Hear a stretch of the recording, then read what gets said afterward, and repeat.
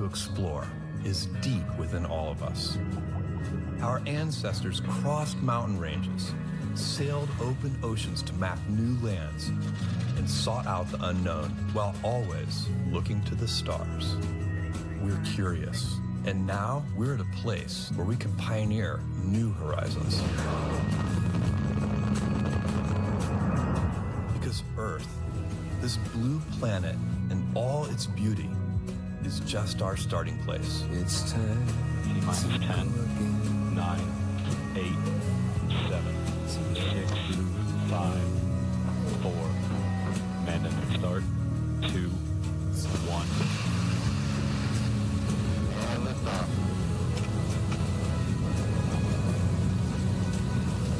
Oh yeah, look at her go. 5,000 feet and climbing. Those beautiful launch. Now is the time to open the promise of space to all and lay the way for generations to come. When our descendants look to the stars, perhaps from a rocky moon or colonies floating in open space, they'll remember this time. When they reflect on where it started, they'll remember this place. And when they honor those first explorers who said, "Let's go," This is Blue Moon. they'll remember these bold steps. We are of blue origin. Touchdown. And this is just the beginning.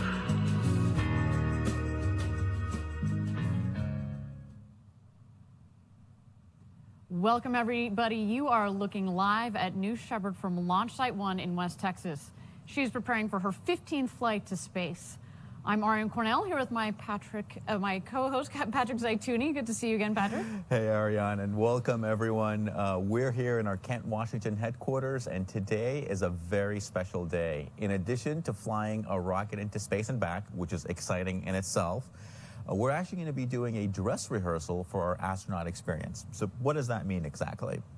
We're going to have Blue Origin employees standing in for actual astronauts, going through all of the astronaut movements we're going to be doing in the future, including loading into our New Shepard crew capsule on the launch pad while it's fully fueled and ready to go. Exactly, Patrick. Our stand-in astronauts are currently finishing last-minute preparation in our astronaut training center, and we expect them to merge at about T-minus 45 minutes, so coming up in about 12 minutes here. And of course, we're going to follow all the action as it unfolds. Now, to be clear today, there are going to be no humans on board flying to space, but everything leading up to that moment will be rehearsed under actual conditions. But before we get into today's details, we want to put some context around the entire New Shepard program and help define what step-by-step ferociously truly means.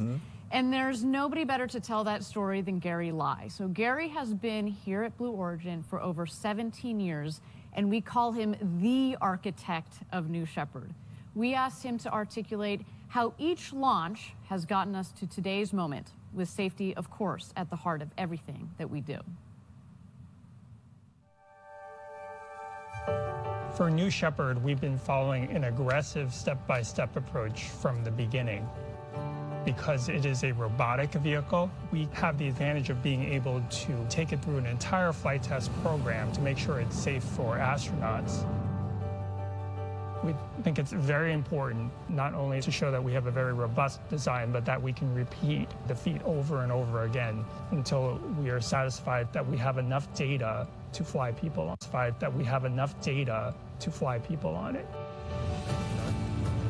The first time we flew New Shepard, it went to space, and we demonstrated every single aspect of the operation of the capsule for re-entry, parachute deployment, and that mission was 100% successful for the capsule. M2 was about taking what we learned from that mission, rolling in changes, and trying it again. Engine start, we have thrust. Touchdown. This time we stuck the landing, but we wanted to do more than just show that it was possible one time, but we needed to show we could do it again. So that was what M3 was. We turned around the vehicle as quickly as possible, and we flew it again to show that we could do it again in a relatively short amount of time. For M4, We pushed the envelope. We executed aerodynamic maneuvers on the propulsion module and crew capsule on reentry to really understand what they were capable of doing. The way that we land the propulsion module today, doing it just lighting the engine just seconds before it would impact the ground, and doing this controlled landing, we perfected it at that time. Human safety is fundamental to the design of both of the vehicles, but especially the crew capsule. The capsule is the most highly redundant and safe space flight system we think that has ever been designed or flown.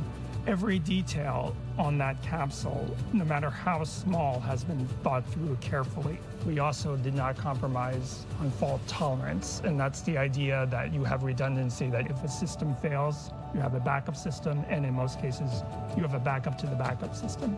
For instance, the capsule is designed to be safe for astronauts if only one of the three main parachutes opens, and so we wanted to test that in real life on M5. So in M5, we intentionally did not deploy one of the main parachutes.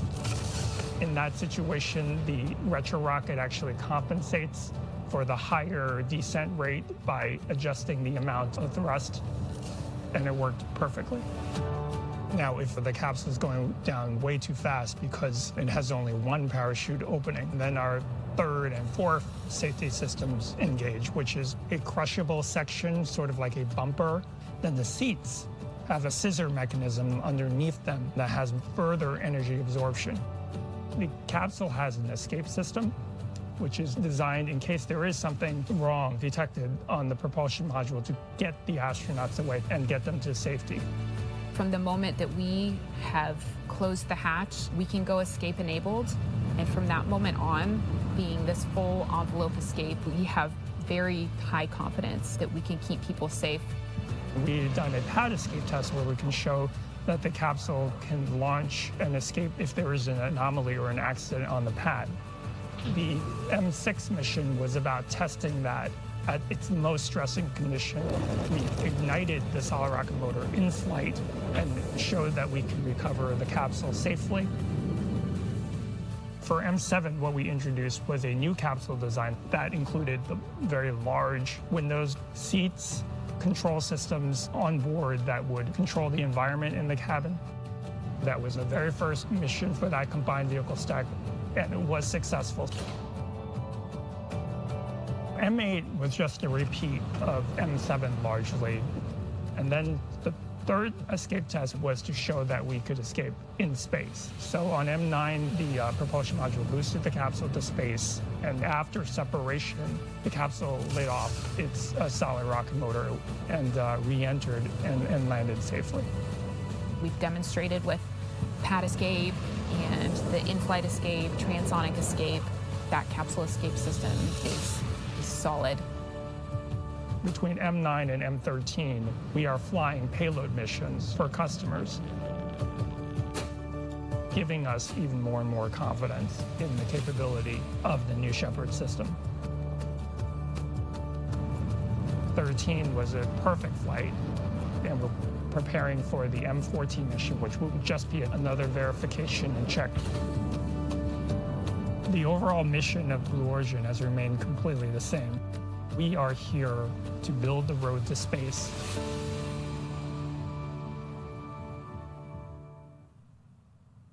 Wow, that was a truly inspiring video and a lot of great stuff from Gary. You know, anytime he opens his mouth, I just sit up and listen because I know I'm going to get some knowledge dropped on me here. That man is a well of knowledge, that is for sure. Yeah, so as we can tell from that video, what Gary's been saying, it perfectly sets the stage and the context for why this astronaut experience rehearsal matters and how it fits in with the broader scope of this new Shepard launch and campaign. Agreed, Patrick.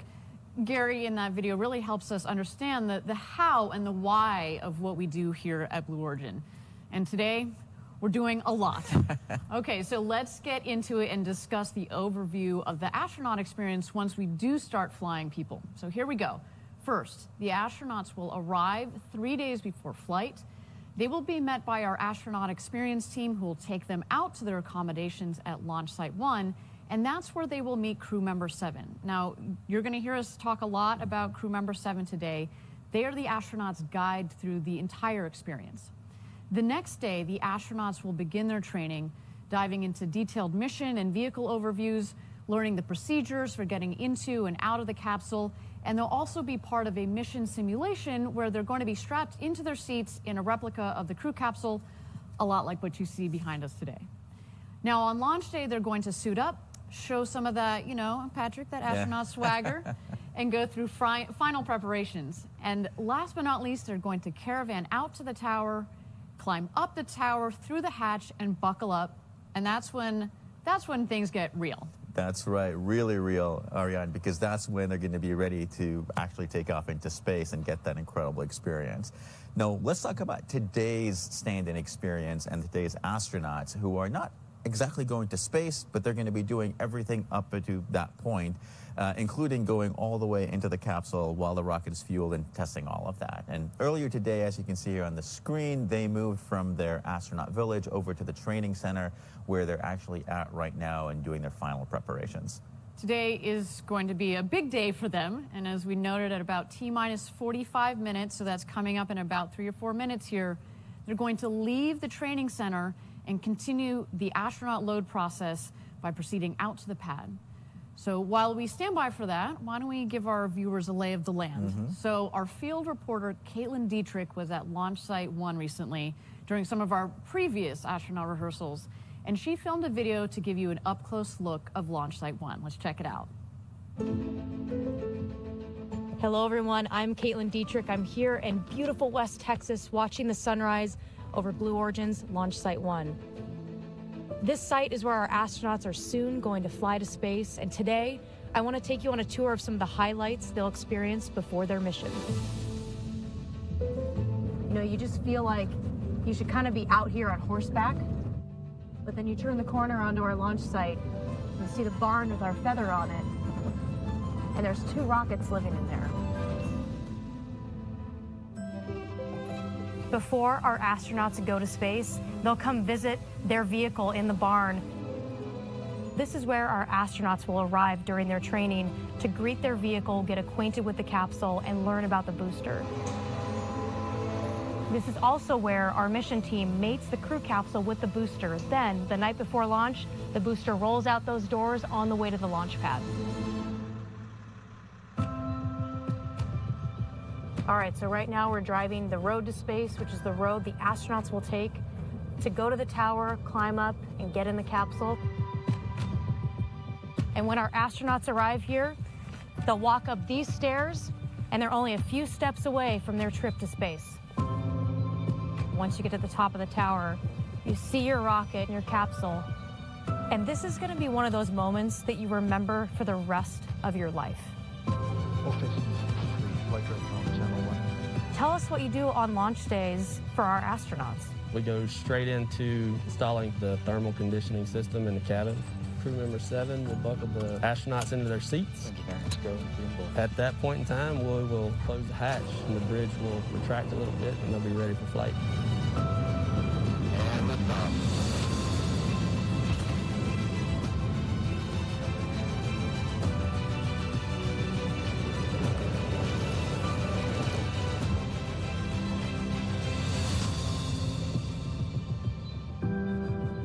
This place is the start of something really special, and you can't help but feel that way when you're down at Launch Site 1.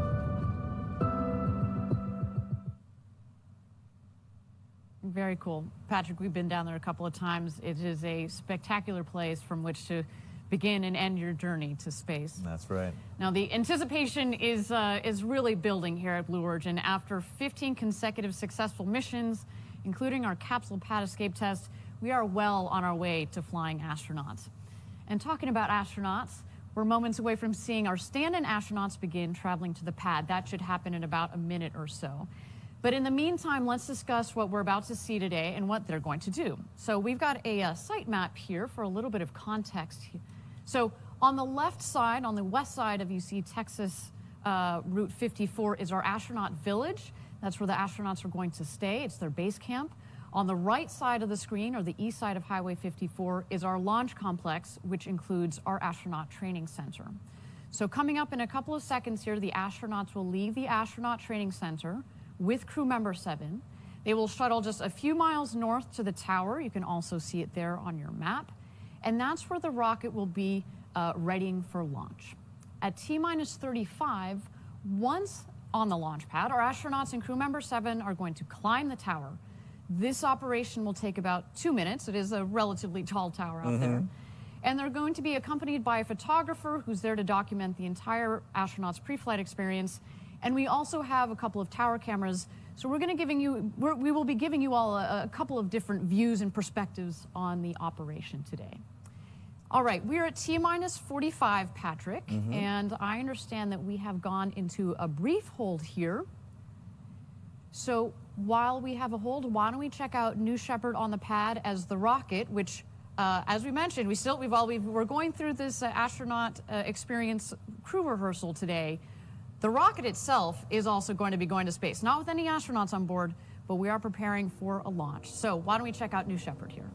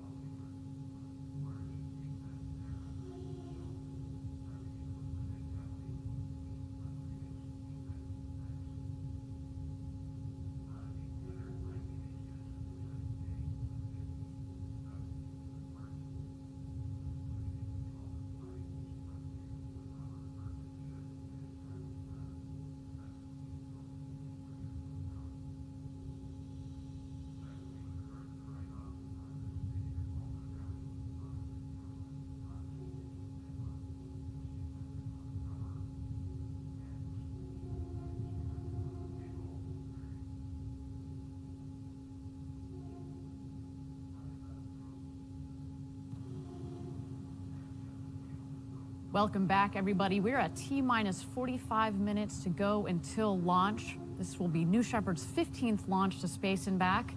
We're at T-minus 45 minutes. We are in a brief hold. And again, what we're waiting for at the moment is for the crew, the stand-in astronauts. Yeah. They are Blue Origin employees today that are going through the entire crew experience rehearsal. So this is all of the actions that are happening up until they get into the capsule. They're going to be doing a couple of comms checks, and then we are going to egress the stand-in astronauts, bring them back down the tower, and then we will be having a launch of New Shepard again, 15th mission for New Shepard. So while we're in a hold, why don't we go back and check out New Shepard as we wait for our stand-in astronauts to leave their astronaut training center.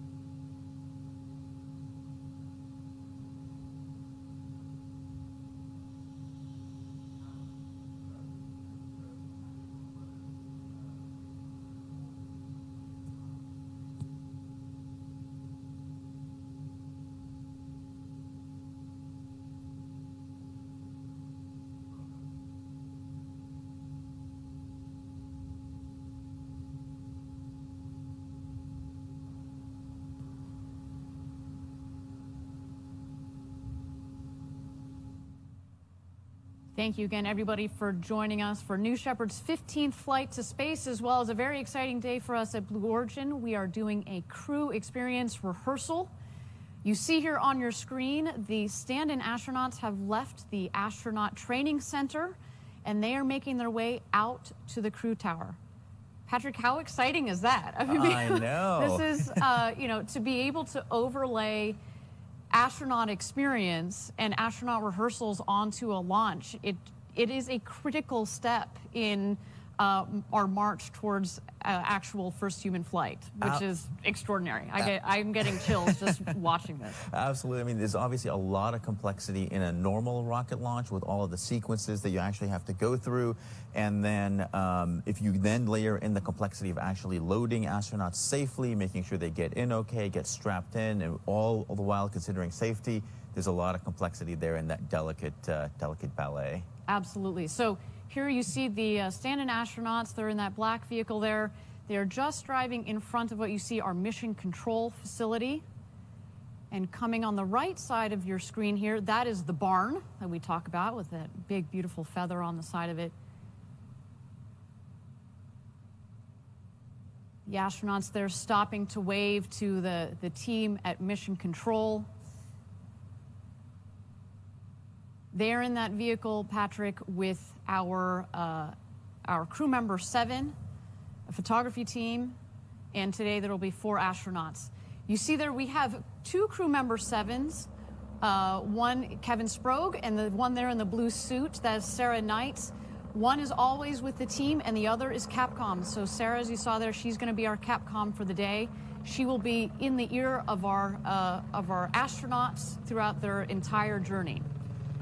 Yeah, that's right, Ariane. And there we see the team here. They just sort of circled that bend going past the barn, and now they're on their way over to the launch pad. This is what we call the road to space. It's this beautiful long straight road, about 2 miles, and in the backdrop there you would have you know, New Shepard. You know, I wonder, Ariane, if you were in that car right now, and let's say going up into space and seeing that rocket getting bigger and bigger, how would you be feeling? I mean, you know, I've said it many times, I wanted to go to space since I was a little girl, and I imagine that our future customers, astronaut customers, will also have had that feeling. And so you're in that car, and it's you and your crewmates and the rocket, and that's it in this big, vast Texas desert, and you are on your way towards fulfilling this childhood dream. I mean, I tried to throw some words out there, but really there are no words. I actually think that there's going to be so much adrenaline pumping through it. You're going to be experiencing more than, you know, actively engaging in the moment. You're absolutely right. And for me, I think I would also have like just a bit of a, you know, sereneness and sense of calm as you see this just landscape go by and seeing this rocket get bigger, and you're like, wow, this is happening. Yeah, this is happening. There they are zipping by. It is about a wave from one of our crew members. They're getting psyched, as they should. Now, this is it's about a 2-mile road from the barn out to the launch pad. Once the vehicle makes it out to the pad, they're actually going to go to the north side of what we call the ring road that goes around the pad, and they're going to stop for a team photo. That should be pretty fun. And as they're doing that, Patrick, maybe we should get into, finish up on the timeline that we were describing earlier of what's going to be happening here. So they've left the astronaut training center. They've driven out to the pad here. They're going to take their photo. After the photo, they're going to continue around to the base of the tower, climb those stairs, the set of stairs at the base of the tower, and they're going to go into that white shelter that you see at the top of your screen at the top of the towers. That is the safety shelter. And they're going to wait for the tower crew to give them the thumbs up to load into the capsule. So at about T-minus 33, with assistance from the tower operations team and crew member 7, they'll load into the capsule, get into their seats, and buckle into their harnesses. So our stand-in astronauts are going to be sitting on a fully fueled rocket today. This is Patrick, this is as real as it can get without igniting the ignition and sending them on a trip to space today. Again, the rocket will be doing that today, just not with the astronauts. Yeah. There they go. It's a Looking cool good. picture right there. That's a pretty cool picture right there. I feel like that's one of those photos that in your Zoom meeting background you'd have pretty prominently there. Just, you know, just a little humble brag photo. For me, I think it'd be the picture of me in the seat, unstrapped, floating around in front of that big window with the Earth in the backdrop. That'd be my Zoom background. Okay, fair enough. Fair enough. I'll give you that one. That would be a pretty sweet money shot. All right, so they have finished their photo op there on the north side of the pad, and they're going to continue their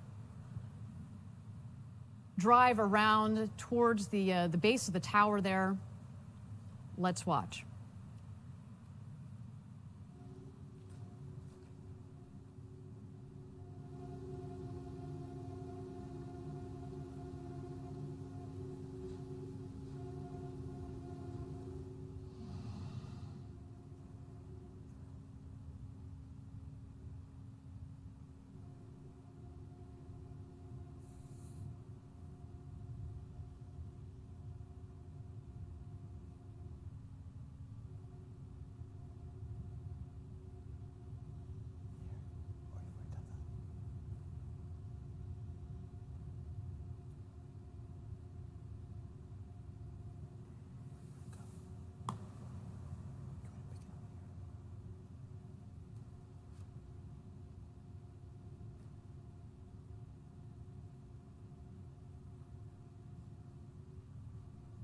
Thank you again, everybody, for joining us live for New Shepard's 15th flight to space. We are T-minus 37 minutes and 40 seconds to go until launch of New Shepard.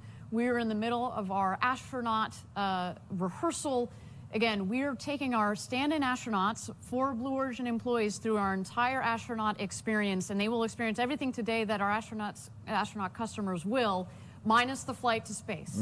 The point today, of course, to weave in the astronaut operations on top of normal launch operations, which is critical to overall safe operations once we get into having customers on board today. Absolutely. Now, Patrick, why don't we pick it up? We talked about the timeline. They are just they are ascending the stairs as we called out earlier. What happens next? Yeah, so once they go up and they get out of that white shelter there that we see, they're going to cross the gantry and actually get into the capsule. 2 of them are going to do that. And once they're actually settled in there, they're going to get strapped in. Crew member 7 is going to help them in. They're actually going to do a communications test with our Capcom or capsule communications. They're going to check to make sure we hear each other okay. And then we're going to do a simulated hatch closing. We're going to close the hatch, not latch it. Then we're going to, after a few moments, we're going to reopen the hatch, and then our astronauts are going to exit the capsule or egress, and then we're going to go back to a normal launch profile, so to speak, and then to prep New Shepard for launch. And Patrick, today, so while we have 4 stand-in astronauts going through this rehearsal today, only 2 of them are going to be getting into the capsule. Do you want to explain to us why that is? Absolutely. So, as you know, we have 6 seats in our New Shepard, the crew capsule, so we can take 6 astronauts up into space. Now, today, we have the esteemed Mannequin Skywalker taking yet again another flight up into space. And the next 3 seats next to him are actually filled with boxes full of postcards from Club for the Future to take up into space and bring on those back. And so with all those seats, essentially we only have 2 seats open, so that's why we're only going to have 2 of those astronauts actually go into the capsule. Very exciting moment here. Now the astronauts have entered, the stand-in astronauts have entered into the safety shelter there. You see Kevin Sprague, our crew member 7 on the right. We're going to get to know Kevin Sprague and Sarah Knights, our first Blue Origin crew member 7s, in just a bit here.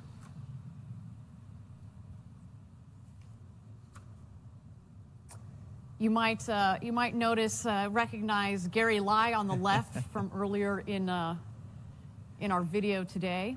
Absolutely. And Ariane, so these, our 4 stand-ins right now are in what we call our safety shelter. And, this room is a climate-controlled room where astronauts can do their final preparations like you see right now, get their briefing from Kevin. And this also serves as a safety stop in case, there's any issue on the pad. The astronauts and the team can safely stay in this shelter until situation is resolved. Of course, if our stand-ins or astronauts are in the capsule itself, they can, quickly egress, make it across the gantry, and get into that shelter, and where they can wait out any issues at all. So, that room is quite multi-purpose there, as you can tell. Right. Well, let's continue to watch here the operations inside the safety shelter. Looks like they are leaving the shelter. That's right. So what you're going to see here is about an 8-minute long process of actually loading the 2 astronauts there into the capsule. And at the end of which, like we said, we're going to simulate the hatch closing with the 2 stand-ins inside.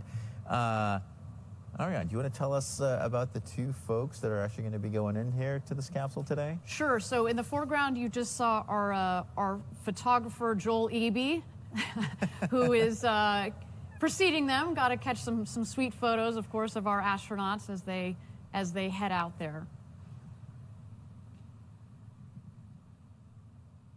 So here we have Susan Knapp, Gary Lai, Audrey Powers, and in the back there we've got Clay Morey and Kevin Sprague, our crew member 7.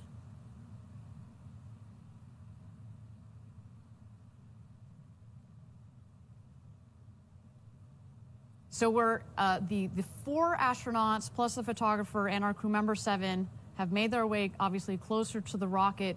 As you mentioned, only 2 of the stand-in astronauts are going to go into the capsule today. We've got, again, Mannequin Skywalker. You can see him. Right He's there. already locked and loaded, ready for his flight to space. And 3 payload lockers that will be taking postcards from Club for the Future up. But we are soon to see Gary Lai.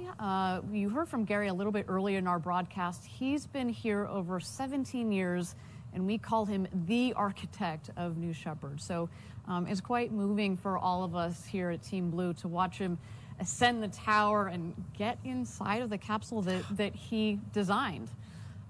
Audrey, who you just saw step into the capsule there, she is one of the leaders of our legal team and is a big part of all of the operations that we conduct here at Blue. But, in particular, Patrick, we talk a lot about the engineering that goes into the design and the manufacturing and the operations, et cetera. But there's an important legal component that goes into it too. In particular, there's a lot of interaction that we've had over years with the FAA.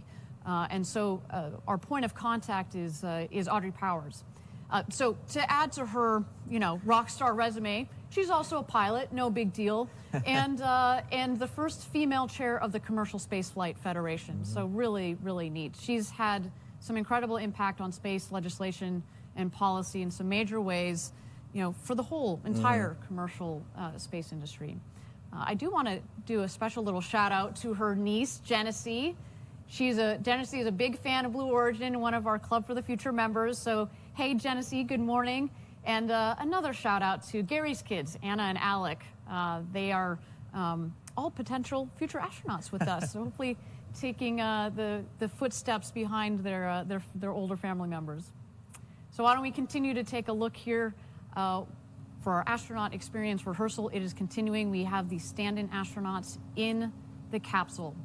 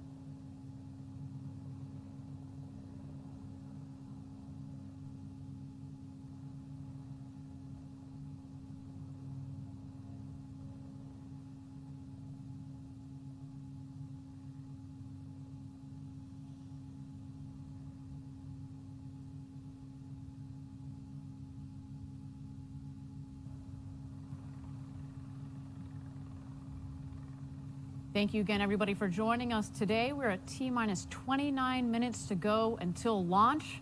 A very exciting day for us here at Blue Origin. This is New Shepard's 15th flight to space and our first astronaut experience dress rehearsal combined with a launch. We should note again, no astronauts will be going to space today, but this is really a critical step in our march towards first human flight. Now, our stand-in astronauts, Blue Origin employees Gary Lai and Audrey Powers are in the capsule, and it looks like the simulated hatch closing is about to get underway. Let's keep an eye on our screen for that.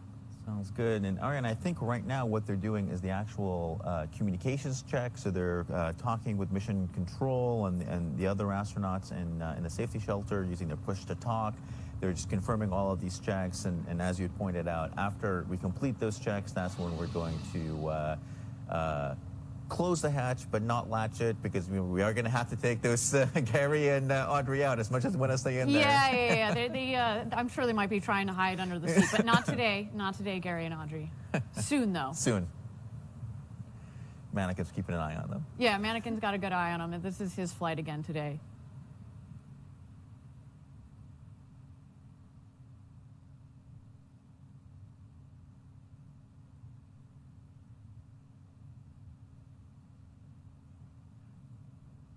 So again, in the capsule, we have Audrey Powers and Gary Lai, as well as our crew member 7, Kevin Sprague. Our other crew member 7 is Sarah Knight. She is on Capcom, so she's on the other end of these communications tests that we're doing with our astronauts today.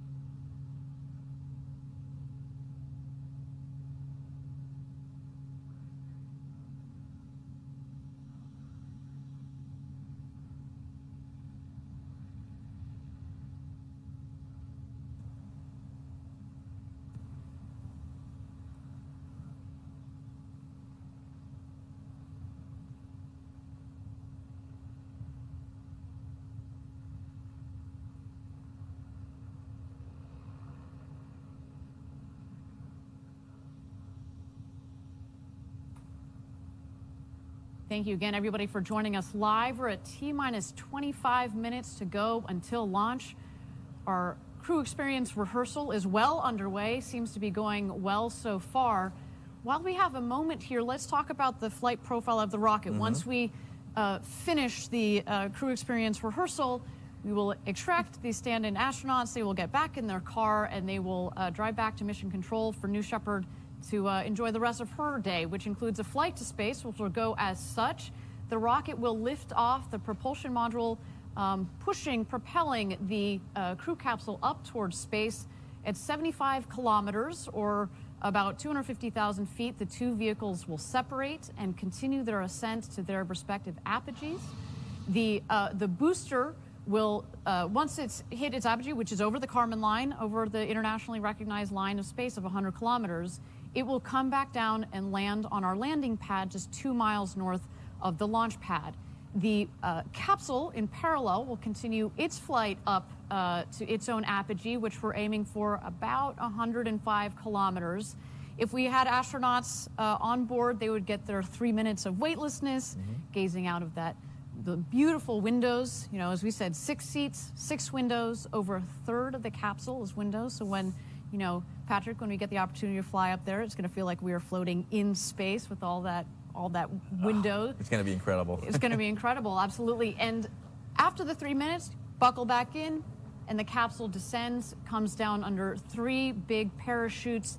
And just in the last moments, we have the retro thrust system that fires and creates basically an air cushion for a nice soft landing back into our valley here, back in the desert.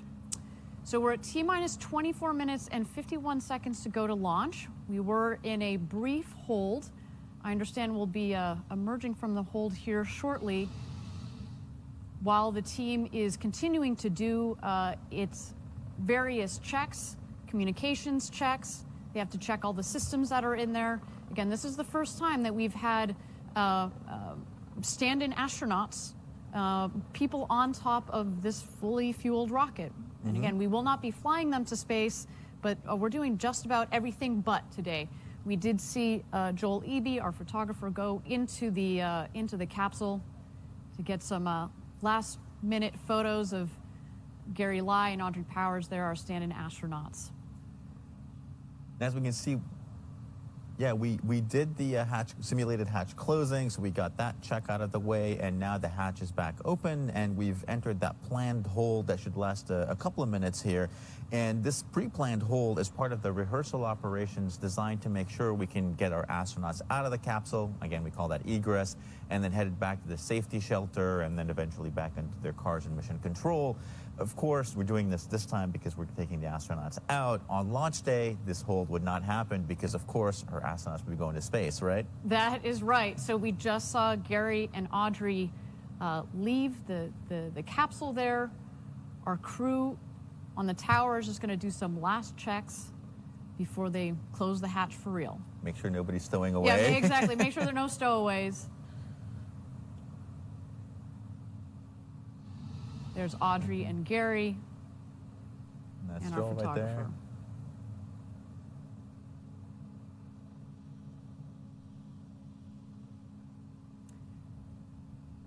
Re-entering the safety shelter there, where they met up with the other 2 stand-in astronauts, Clay Morey and Susan Knapp. Obviously having a good time. Getting so close to flying people here at Blue Origin. Again, this is a very, very important step on our march to first human flight. You can almost taste it, Patrick.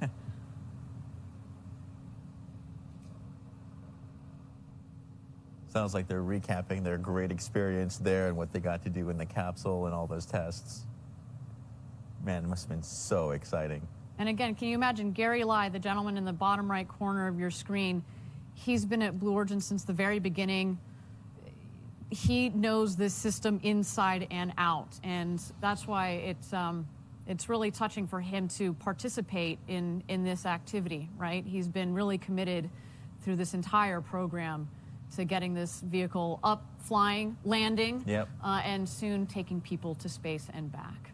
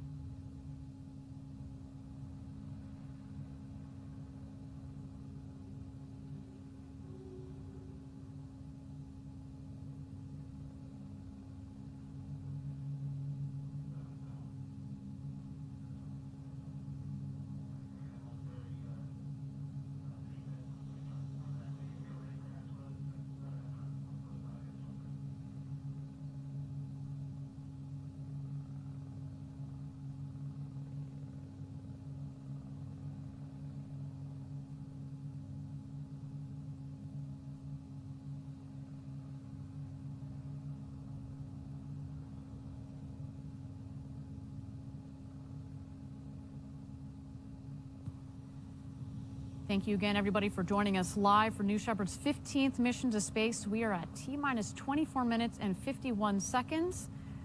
We are in a brief hold here, but so far we have had what appears to be a successful astronaut rehearsal. Let's stand by.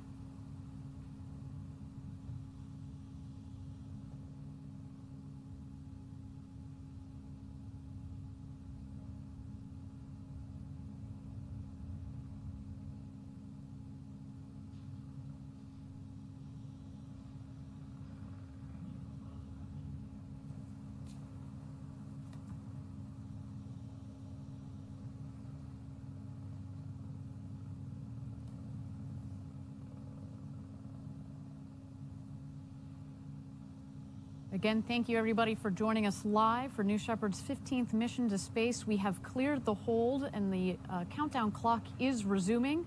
We're at T-minus 24 minutes and 30 seconds to go until launch.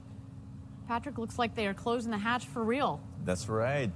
They're locking Mannequin Skywalker in for his flight, and looks like that capsule's ready to launch today. Absolutely. Everything seems to be going nominally.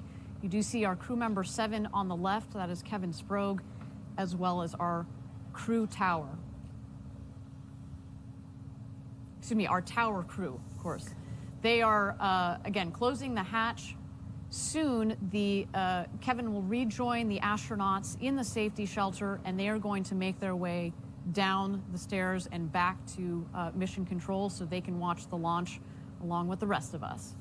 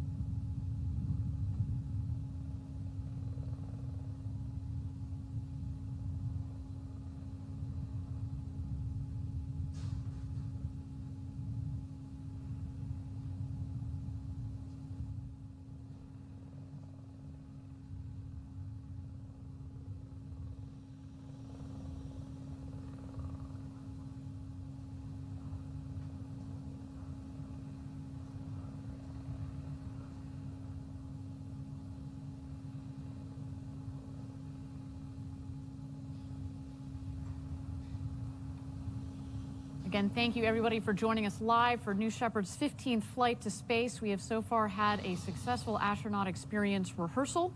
We just saw the tower crew closing the hatch for real. We had earlier our astronauts in there, stand-in astronauts, did some tests, and now we are continuing our countdown to the launch itself. Now, Patrick, we've talked a lot about crew member 7 and how important they are to our astronauts and their full experience, right? We saw Kevin Sprague on the tower with our team. We had Sarah Knights, who was on Capcom. We saw them waving to our astronauts at the last moment there as they headed out towards the rocket. But why don't we take a little closer look at their roles and specifically meet Kevin and Sarah? Let's check it out.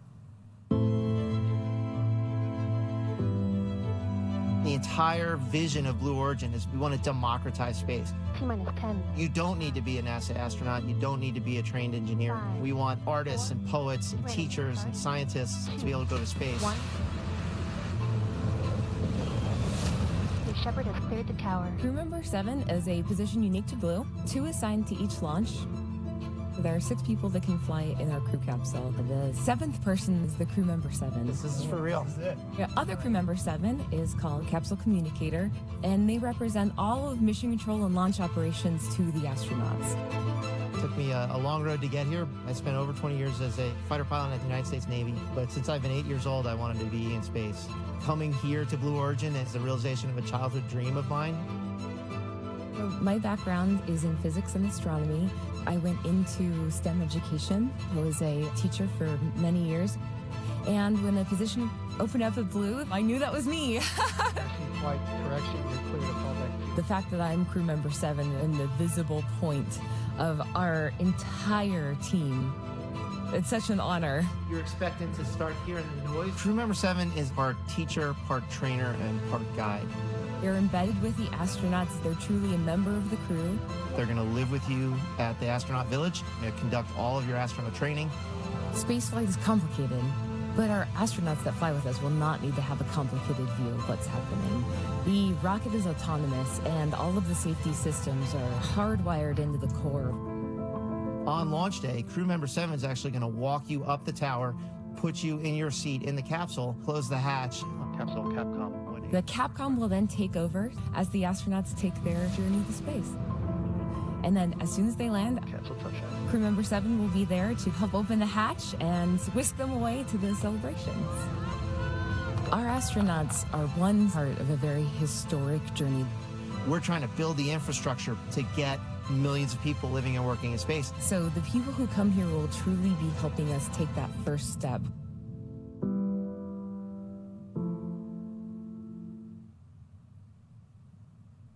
Clearly, Patrick, these astronauts are in very capable hands with Kevin and Sarah. Not just capable, but they are experienced and extraordinarily passionate about space and everything that we do at Blue Origin. Absolutely. Now, this is, I don't know about you, but this is quite surreal to watch. Again, we are getting very close to sending people up to space and back. And I hope that there are students around the world that get to see events like this and are inspired to pursue careers in space. Patrick, I know you and I, it was more shuttle era, watching the shuttle go up, and I hope that we're a key part of inspiring the next generation. And everybody at Blue is, so much so that we founded Club for the Future. This is our nonprofit that has been hard at work since 2019. And as you know, we launch postcards from around the globe in New Shepard, including today. And it's all about inspiring the youth and opening up access to space for everybody. Now, the club has worked with some of the most recognized names in STEM education, including Microsoft Education and the Challenger Center. So why don't we take a closer look at these partnerships and all things Club for the Future.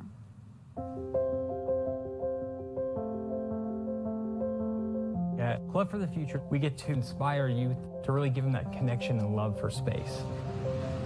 Club for the Future has a superpower where we get to literally tap into rocket scientists, aerospace architects, and people who are not only just dreaming the future, but they're out there building it. So our very first mission is send a postcard to space. All 7 continents and well over 100 countries have participated. And so that little moment where they realize this postcard has taken that journey that they're going to have the opportunity to take also one day, it clicks, and they're hooked. Club's been fortunate over this past year to have some really amazing partnerships. One is Project Llanos. Students need to have their curiosity sparked so they can fall in love with human spaceflight and why it's not in the future, it's today. Let's look at the past, the present, and the future. So for the past, it's the Apollo legends. For the present, we're looking at Artemis. And then for the future, the vision that Blue has set for human spaceflight. And that's why Club for the Future and Project Llanos has real potential to have a positive impact on the world. Another one is Microsoft Education Day of Data. We are preparing these students for these future careers, fundamental skills like creative thinking, problem solving, computational thinking, and data literacy. It's been a fantastic partnership. Who doesn't want to be part of the rocket launch? Club for the Future partnered with STEM to Hub. Together, we challenged the entire state of Florida to dream big. It was like giving them the gift of the future. Club for the Future is proud to be supporting Challenger Center. They've not only implementing the Postcard to Space program, but Club for the Future most recently has been helping build a virtual mission called Destination Moon, where they put kids right in the seat of mission control, taking the New Glenn to the moon. The teachers have told us that they're loving it, the students are loving it. They're going to be the ones exploring Mars and Moon. They're going to be the ones launching New Glenn. Thanks for being members of the Club for the Future. I can just think of one word: hope. I see this entire generation that's going to be part of something far, far bigger than I am.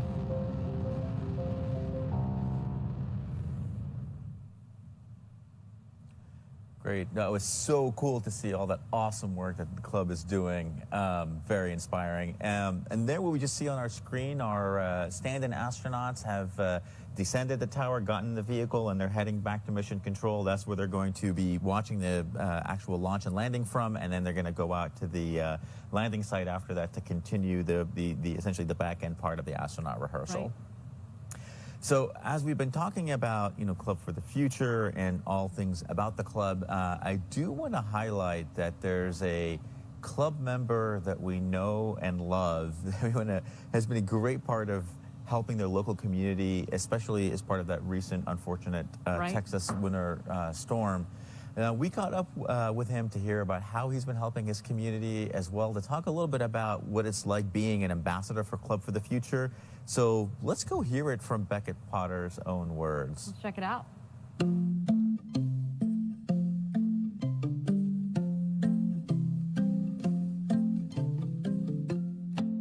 know I was 4 years old, and I asked my dad to look at the website and sign up for your newsletter.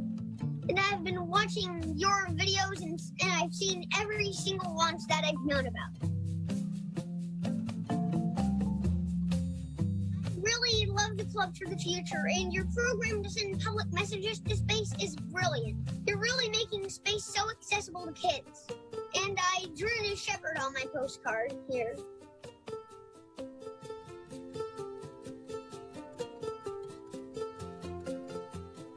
Yes, so we're working with the Lukumi Foundation, and they're all about making a difference for their own lives and help others using good deeds. And we invite any kids to join worldwide.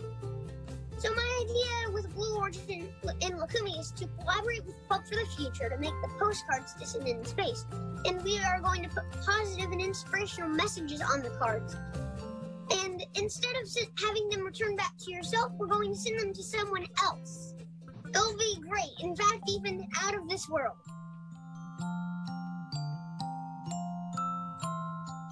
Now, although I'd just like to say, if you ever need a junior correspondent for New Shepard, I'm your kid. Go Team Blue. Broadadeem Ferocious.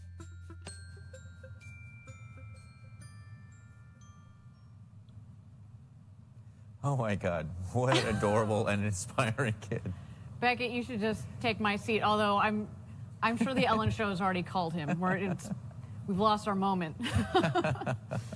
All right, well, so as we're talking about Club for the Future, I do want to talk about another initiative from the club, which involves our buddy Mannequin Skywalker, who's on board today. Do you want to talk to us a little bit about that, Patrick? Absolutely. I love talking about Mannequin, the next adventure. So Blue Origin is going to be donating Mannequin Skywalker to the U.S. Space and Rocket Center, which is home, of course, to one of our key partners, Space Camp. So we're also going to be donating one of the new Shepard seats. And so with Mannequin and the seat, I think we can tell a great story about sort of that path to flight and really tell students how, Mannequin essentially helped the New Shepard program and human spaceflight. So I think that could be a great way to, actually see it there. Absolutely agree. And if we go to a little bit more detail sort of on that story, one of the cool things about these mannequins is that in many ways they're similar to the kind used by first responders in rescue training. So there we see Mannequin, actually in New Shepard capsule, in space. Gosh, I'm sure he wants to be floating around up there.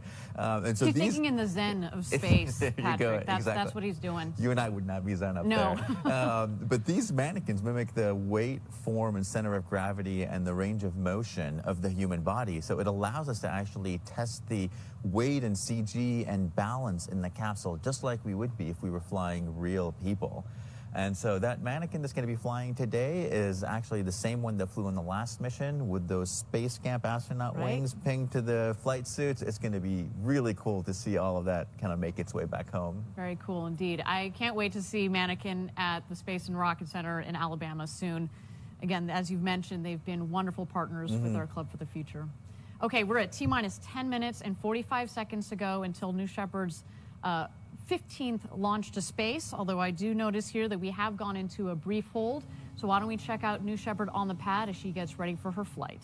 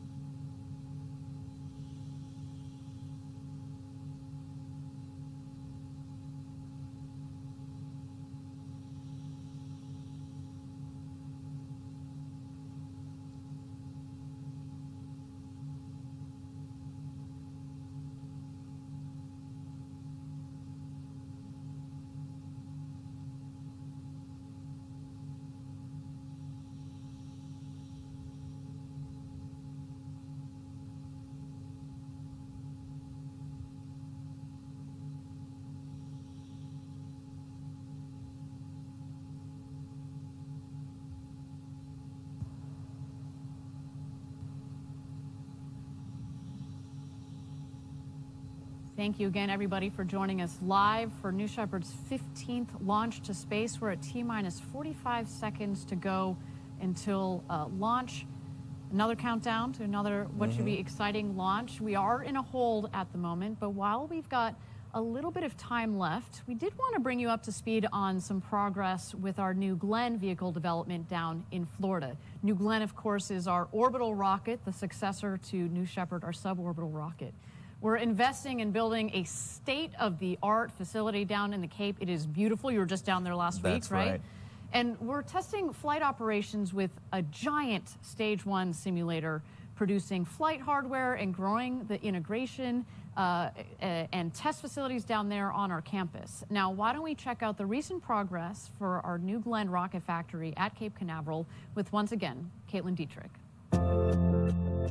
Hi, everyone. I'm Caitlin Dietrich reporting here from Florida Space Coast in front of New Glenn's rocket factory and growing campus. Let's go. Scott, thank you for having us today. Tell us a little bit about the New Glenn rocket factory. The campus here in Florida is about 1 million square feet. We currently have over 550 people on site, and we've been growing significantly. We've just entered the high bay, the centerpiece of the factory. Raw stock aluminum comes in one end of the factory to our south, and a rocket moves out to the north. Take a look at this thing. It's so cool to see New Glenn's first stage like this, just mocked up. With 180 feet, we're going to be towing something that's close to a football field in length, and it's also 23 foot in diameter, which is larger than anything flying today. You just showed us outside some of the flight-like parts of the first stage. And this is where we're fabricating them right next door, right? That's right. This is one of our busiest shops right now. And the team can work on both the forward face, and another part of the team can be behind on the back face. Then they'll go out and be assembled to form that forward and aft module of the New Glenn first stage. You know, these mills that we make these parts on, we're doing things on a scale that has not been done before. It looks like we have a lot of hardware here on the floor. Yeah, I love this part of the factory. I mean, we're building domes, we're building barrels, and now we're ready to move into the flight hardware production stage. We're inside the dome. So imagine we're at the top of the Stage 2 tank. Below us is a full first stage and second stage New Glenn rocket, over 200 feet. And we're now entering our composites hub. This is where our payload fairing, one of our other big elements of New Glenn, is made. This 7-meter payload fairing offers twice the volume of anything flying today. So when you're a payload customer, when you see this, you think, I can put a huge satellite in there, or I can put a whole bunch of small to medium satellites in there and really take advantage of the capability that New Glenn brings to the mix.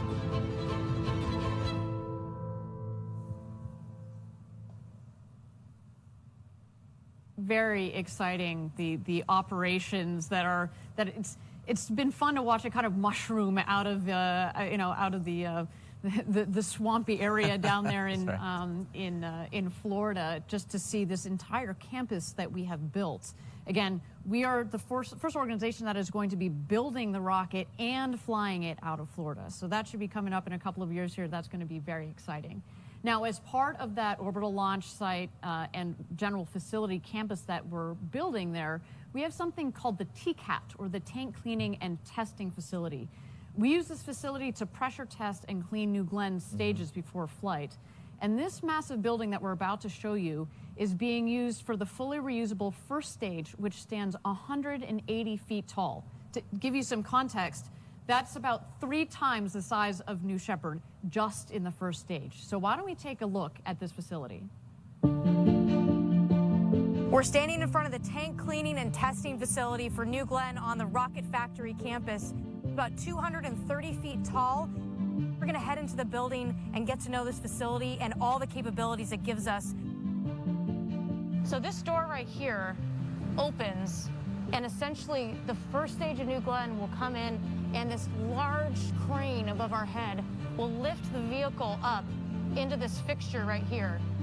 This is where the rocket will be when we do the pressure testing. Once the rocket is vertical on this fixture, we use tie downs right here to secure the vehicle. So you can see here, we're only on the 3rd floor, and I feel like I've been in this elevator for about 10 years. So we just got into the TCAP at about the same level as the top of New Glenn's first stage. And I just took a quick peek over this railing, and I gotta tell you, this is going to be a massive rocket. So we're climbing just the rest of the stairs to the top of the tower. I feel like I'm standing on New Glenn's first stage. Woohoo! And one thing that's so evident when you're looking down on almost this New Glenn city and our launch site in the port, we really have something unique here. There's no other facility on the Cape where you build the rocket, you fly it, you bring it back, and you fly it again.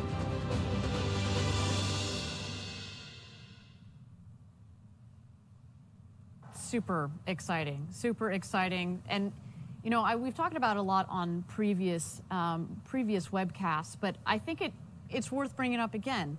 There's been so much value already out of this New Shepard program. Well, we haven't flown people yet, although as today is a testament to, we are very close to flying people to space. But taking the lessons from the design of New Shepard, the operations of New Shepard, the human spaceflight operations of New Shepard, as well as the refurbishment of the vehicles themselves, and rolling them into New Glenn has been, you know, it's almost like it catapults you. It's it's a trampoline to the next level, which is why we've already started New Glenn. Absolutely, Ariane. I mean, essentially all of the learnings that we've had from this great vehicle have already been applied. You see it sort of in the design, everything from how we lay out the stages, the tank designs, everything from how we manufacture the tanks with friction stir welding.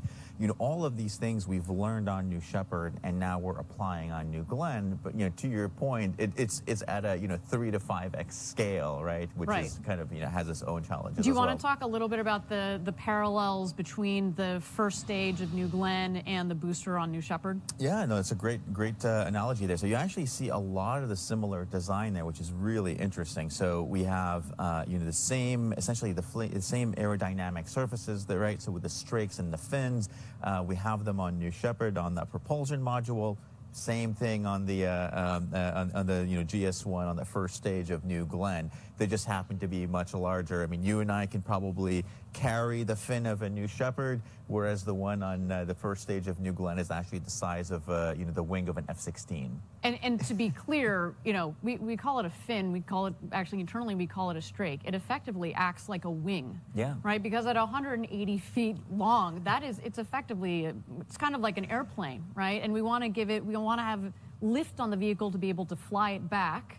and get it back onto our landing ship that will be underway when it comes into land. Absolutely. So those fins and strakes allow us to get a lot of stability, both essentially directionally, rotationally, and it gives us a lot of the ability to go downrange to land. So a New Shepard allows us to kind of come back and precision land on the pad. Right. With New Glenn, we're going to be landing downrange on a moving ship. So by having all of these aerodynamic structures and having all of that design heritage on how to design them, how to use them in our flight control systems, it allows us to land with a lot of precision downrange without having to use a lot of propulsive maneuvers to essentially, use up all that fuel to kind of land. So lots of great learning from there. A lot of our learning around how we actually land. I mean, Gary sort of spoke to it, right? Our ability to kind of throttle down, right, hover, and kind of land and kind of bring it down nice and gentle there is extremely important. We want to be able to land precisely, and all that throttle ability and guidance around landing all developed on New Shepard, so we don't have to learn it again on New Glenn on something much bigger and much more hefty. Hefty. I don't know if the rocket would like you calling it hefty. That's right. Okay, well, we are at T-minus 10 minutes and 45 seconds to go until New Shepard's 15th launch to space and back. As we've mentioned before, hopefully you caught it as well, we had a successful astronaut experience rehearsal test for the pre-flight operations. Following the flight, those same stand-in astronauts will head out to the capsule once it comes back down so we can practice some of those post-flight operations as well. But in the meantime, we are in a brief hold. We just want to make sure that our teams are getting aligned and we're all set for New Shepard's flight to space. So why don't we check out New Shepard while she's on the pad getting ready for her flight to space today.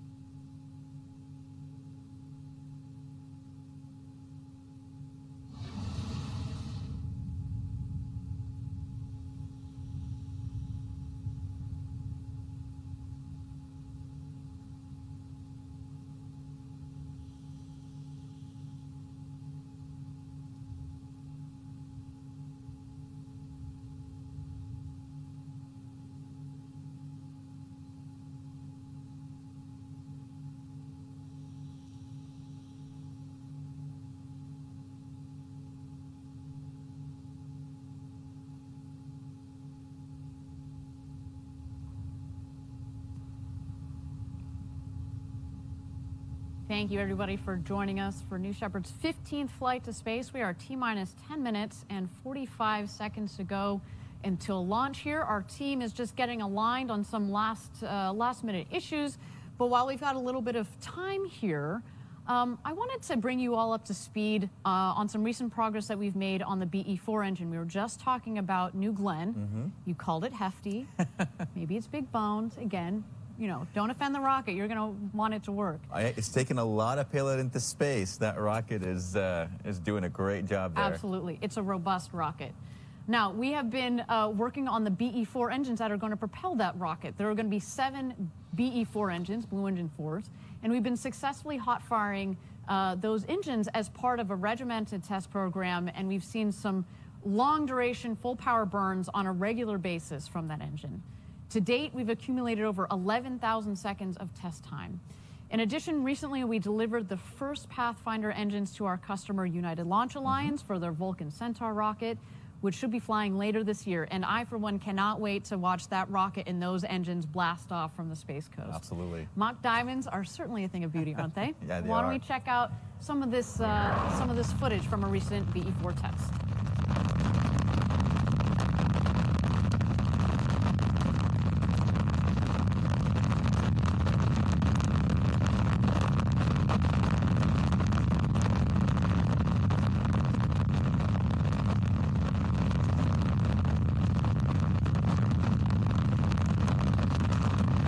There you go, Patrick. You can see the BE-4 engine testing. We actually have 2 test cells down there that are both up and firing, which is great because you can test on one engine, get your learnings, you know, adjust the hardware, and in parallel, you can be testing on the next test cell so you don't have a lot of downtime. So this engine here, this is a 550,000 pound of thrust engine. So that's 5 times the power of the BE-3 engine, the Blue Engine 3, which is powering New Shepard today. And there will be 7 of those. That means 3.85 million pounds of thrust on liftoff when New Glenn blasts off from the Space Coast in a couple of years here. And again, as mentioned, we've had a lot of successful test firings on it, which is great. This is the first of this sort of liquefied natural gas, LNG, and liquid oxygen engine. Think of LNG like a commercial form of methane for those of you at home that are less familiar with rocket propellants. And so far, so good. And that LNG, actually, we should talk about that for a second. We've picked it for a couple of reasons. For one thing, when you have a reusable rocket, you need reusable rocket engines, which means you need to be able to bring the engines home and refurbish them quickly. And when you use that sort of clean propellant, you can get in there. There's not that kind of nasty coking and other sort of nasty things that come with other types of propellant. It's green. Yeah. So that's a good thing as well. And the other thing about LNG, for you rocket nerds at home, you probably know this too, is that it allows us to autogenously pressurize the engine. What does that mean? It means that we can use that LNG to pressurize the lines in the rocket engine as opposed to bringing in what we use on other engines or what others use on other engines, which is helium, which is good, it works, but the problem is it's quite expensive and sometimes can be in kind of tricky supply. So. Absolutely, and the great thing about LNG is that it's, you know, extremely cheap. It's the same, you know, very similar to the gas you use at home. So very easy to get in and use for this. It keeps the costs low. The other great thing about it is because it's actually much denser than hydrogen, you can make that first stage actually quite nice and compact there. You can pack a lot of propellant into a small volume and be able to get a lot of payload up there into space. Yeah, so we're very proud of this rocket engine that we've developed so far, and have enjoyed working with our partners at United Launch Alliance, who again will be using that rocket engine. They'll be using 2 of them on their Vulcan Centaur, so that should be really fun to watch. So with that, we're at T-minus 10 minutes and 45 seconds to go until New Shepard's launch here this morning.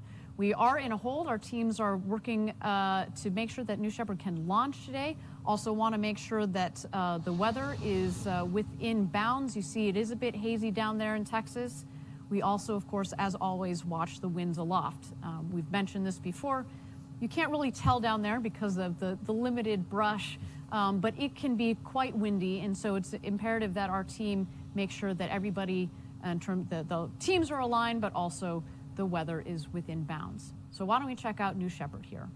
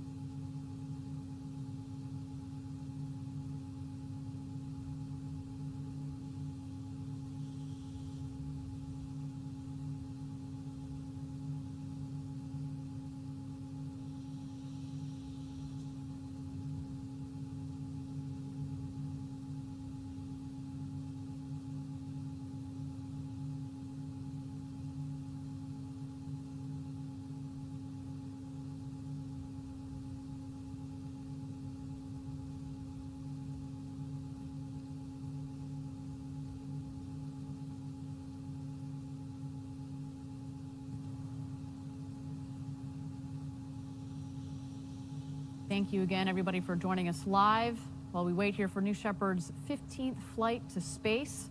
We are in a hold here, wanting to make sure that our teams get aligned. Again, I'm Ariane Cornell, here with my co-host, Patrick Zaituni. Now, while we've got a little bit of time, why don't we talk about another one of our programs that we have going on at Blue, our Human Landing System, our Blue Moon program. And it's part of NASA's Human Landing System program. And we have, we've based our activities for HLS, as we call it, down in Huntsville, Alabama, at our factory down there. And we've actually put a full-scale pathfinder of our descent element lander in preparation of our demonstration mission to the lunar surface. This mission is going to happen a year before landing crew on the moon, which, by the way, I love saying those words. And by proving out our technology and pre-positioning equipment down there on the lunar surface, it's going to start America's sustainable return to the moon, and this time to stay. Let's check out this video. One of the things that our team is doing is a demonstration flight of our descent element 1 year before we actually send crew, humans, down to the surface. And that provides an enormous amount of risk reduction. We get to practice. In Huntsville, we put together a full-scale pathfinder of the DE demo lander.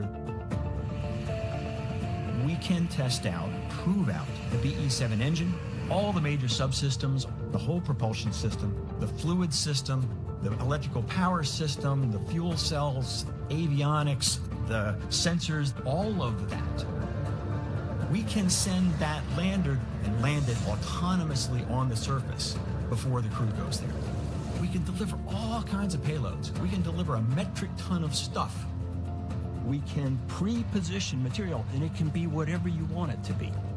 We can begin to build up Artemis Space Camp. We're looking at several different ways of offloading payloads from the deck. The obvious thing is a crane. And we've actually got a crane provided for us by Langley Research Center at NASA. We're also looking at a davit system that's being developed by Honeybee Robotics. We're not standing still at the national team. We built this full-scale pathfinder of the DE demo mission in Huntsville to enable long-term sustainability, getting America back to the moon, this time to stay.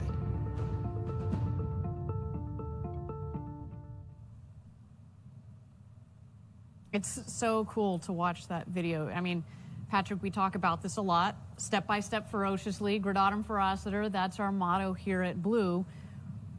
New Shepard leads into New Glenn, and from once then we're up in orbit. Where do we go from there? Like, hey, why don't we go to the moon, right? It's all part of this longer roadmap that we have here at Blue Origin.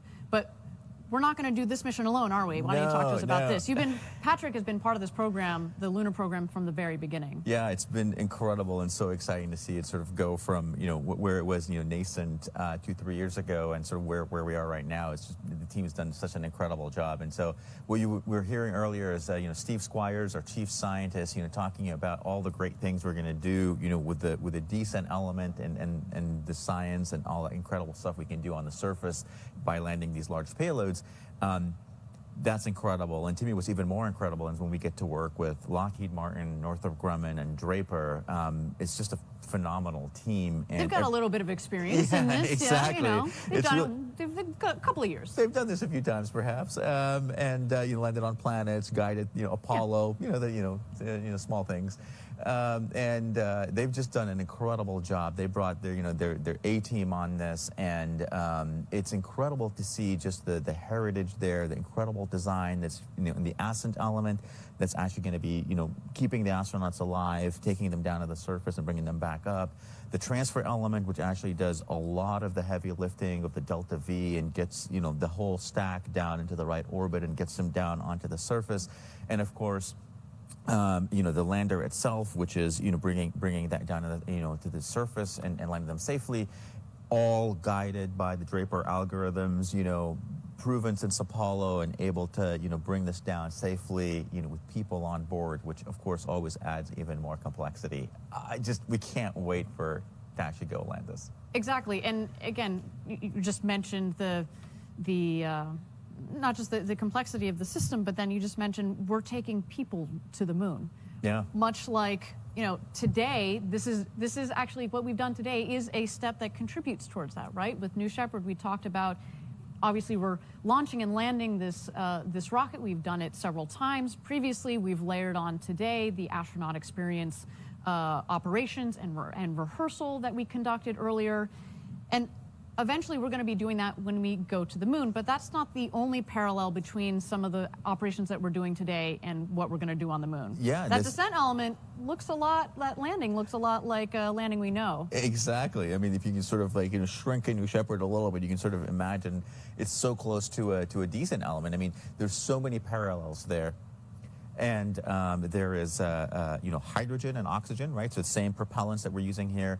That's on our BE-7 engine, in the correct? BE-7 engine, right? Which again builds on a lot of the heritage of the BE-3PM, but it's about, you know, a 10x smaller thrust. So it's a little bit of a smaller engine, but even higher performing. Again, very, very compact, very excellent engine there, very efficient, high ISP.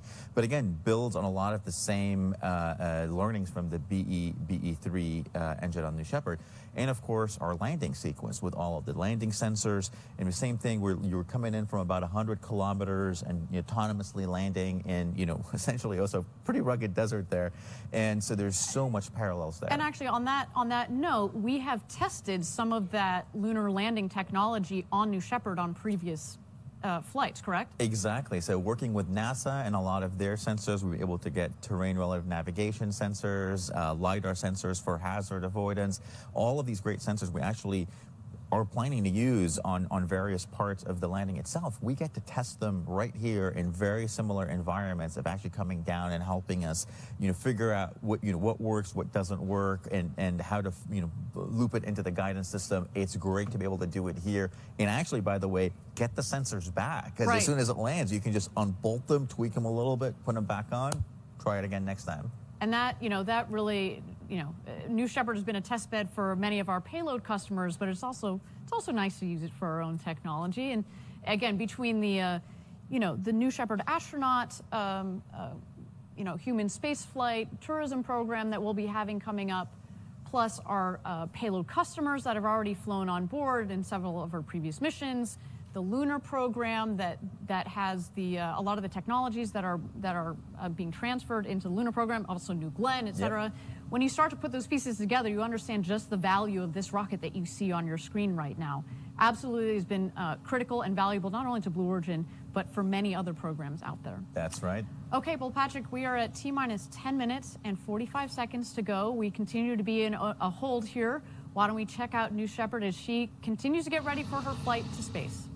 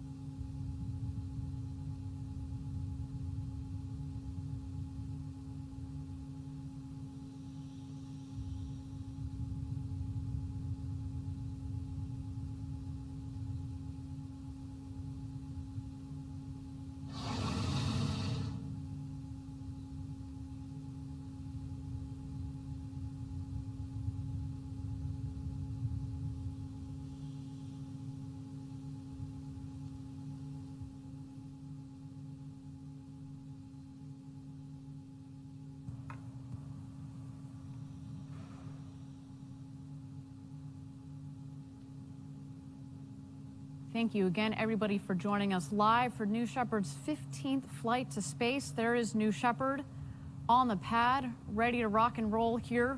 We continue to be in a hold while our teams are getting aligned. But while we've got a little bit of time, we talked quite a bit about the booster earlier.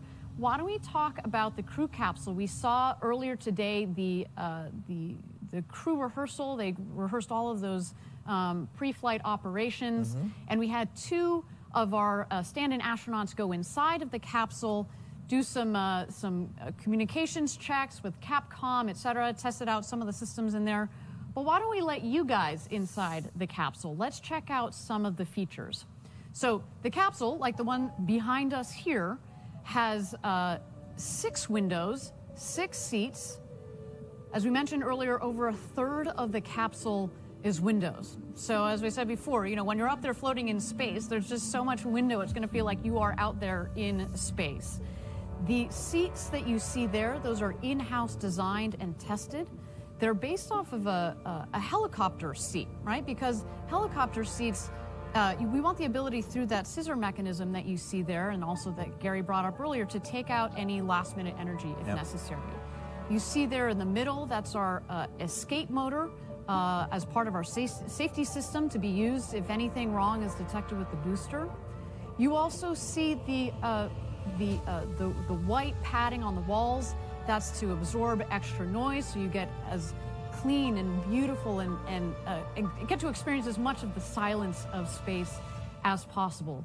So this capsule, when we're flying people shortly, I mean, it's as beautiful on the inside as what you're gonna see on the outside. But I should note that when we designed the interior of the capsule, we did so to celebrate, if you will, the engineering that went into there. So you see there's not too many bells and whistles on it. It's really quite simple, so that the astronauts, when they're up in space, they can experience space, because that's what it's all about, right? All right, so we're at T-minus 10 minutes and 45 seconds to go. We've introduced you to the capsule. New Shepard is on the pad, continuing to get ready for her launch today. So why don't we check her out?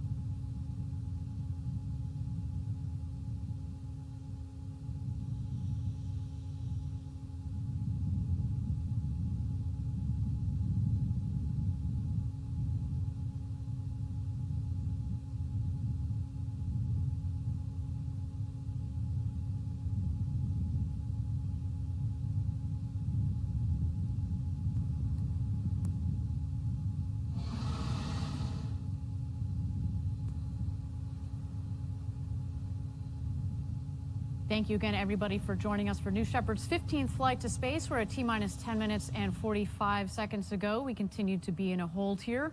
While we're just going to continue to watch New Shepard as she gets ready for flight today. We're just aligning our teams and making sure that weather is in bounds.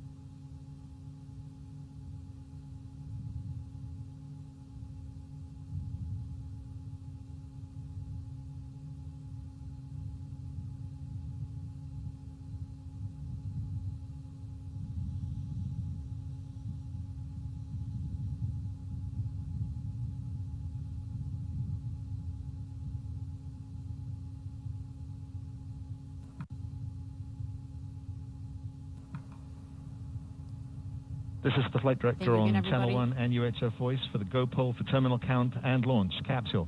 Go. Booster. Go. Ground. Go. Safety. Ranger's green. Go. Engineering. Go. Capcom. This is the flight director. New Shepard is go for launch. Booster, commence the terminal count. Wilco flight, and we still have step 104. All right, everybody, we are go for launch. As we heard, we are at T-minus 10 minutes to go. The countdown clock has resumed. Phew.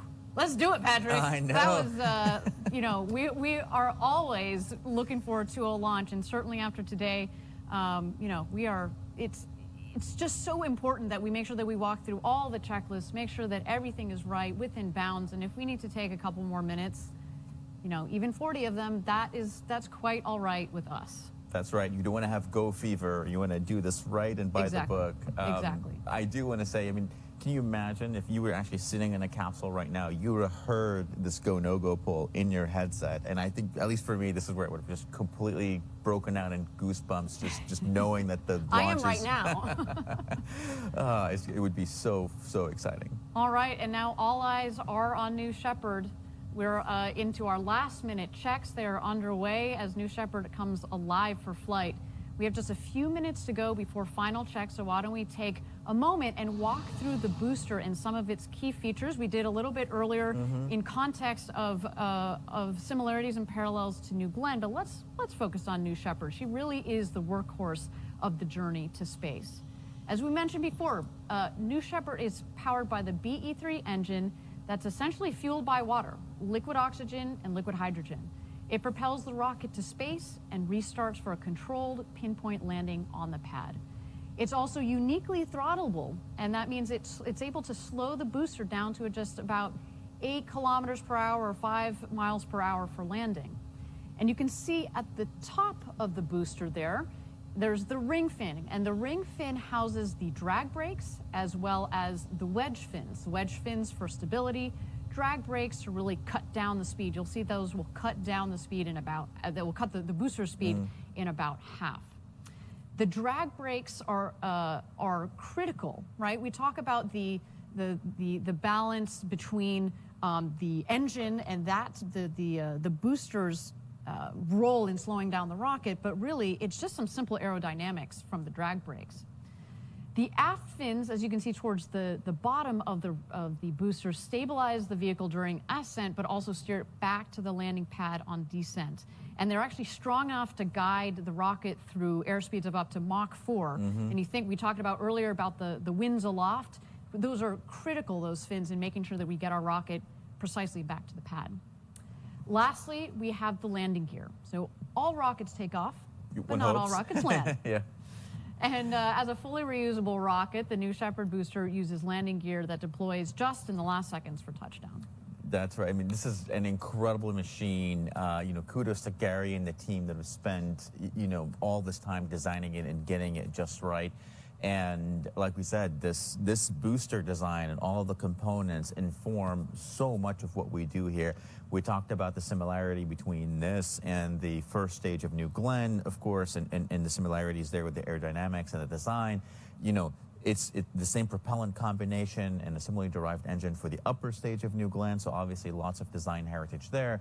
And we talked about, of course, all the great learnings that we've applied to our descent element as part of the lunar lander. So truly, you know, you can almost think of New Shepard as a sort of that first path of the roadmap, and then it just branches out to all these other things that we've done. Exactly, exactly. And we should also mention the reusability element of it, which is critical, right? With our vision of millions of people living and working in space, we need the ability to turn the rocket around quickly, reuse it again, bring down the cost of access to space. All right, you're looking at a live shot of New Shepard on the pad. We are T-minus 6 minutes to go until flight. Why don't we take a look at her?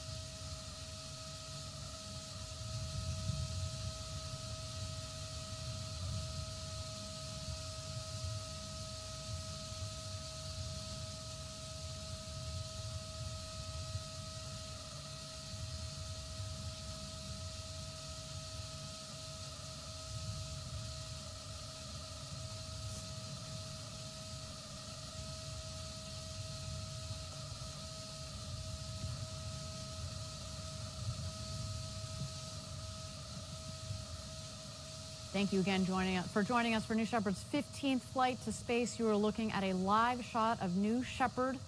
She's just about to begin her final preparations for her 15th flight to space. We are at T-minus 3 minutes and 10 seconds to go until launch. So for those of you that are just joining us now, earlier in our show, we showed our astronaut experience crew rehearsal. Very exciting. That all seems to have gone perfectly well. And now we're ready for New Shepard's flight itself. So at T-minus 2 minutes, the rocket is going to go into autonomous mode. We throw the show over to her, and the rocket is in charge of itself from liftoff, its entire flight to space, and its landing back, the rocket itself on the landing pad just 2 miles north of the launch pad. In just a moment here, we are going to see the engine gimbal check as well as what we call the built-in test, the bit checks. We want to make sure that we can move the aerodynamic surfaces freely so that they, just like an airline pilot does before his or her flight, to make sure they've got free range of motion. We also, at the top of the tower, of course, have the gantry that will also retract. That's right. And Ariane, right there on the gantry, you see these big sun shields there. You know, one of the, if you have 6 very large windows, like you said, and 60% of the capsules is actually windows by volume. Ah, there you go. There it goes, the retraction. Your traction right there. So we actually need those shades there just to keep the sun out of the capsule. We want to make the astronaut experience as comfortable as possible. We want to keep them in a nice, cool temperature. As I'm sure we don't want it to turn into a greenhouse with all of this big, beautiful windows. So what our team did is actually put these shades in. It makes it a great experience. And then, now if you or I were in there, we'd be looking out and just... Ready for launch. Yes. Ready for launch. A simple but beautiful solution. All right, there go the aft fin checks. There are 4 of those fins at the base of the rocket.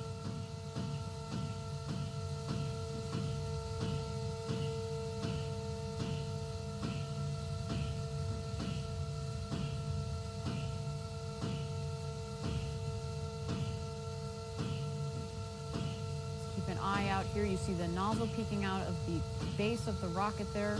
There goes the gimbal check.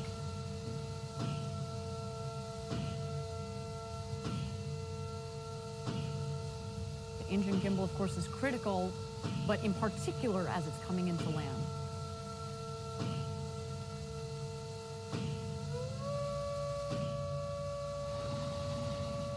And Patrick, that takes us to launch for a T-minus 30 seconds. Why don't we hand it over to Mission Control for New Shepard's 15th flight to space? It's going to be worth the wait, man. Godspeed, New Shepard.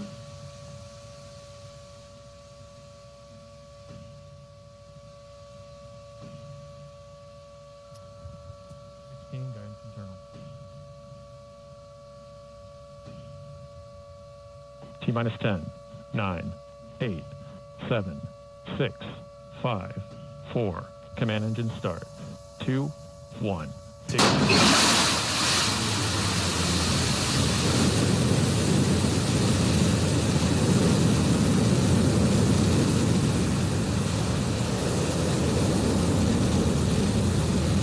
And we have liftoff. Go, New Shepard, go.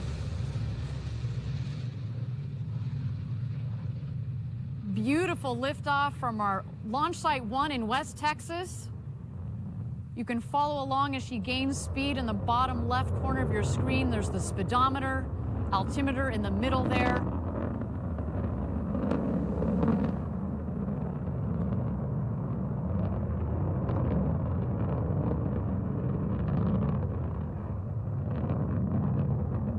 First milestone on her trip to space, max Q. That's when the dynamic pressure on the vehicle is at its maximum, the toughest point in flight for the vehicle.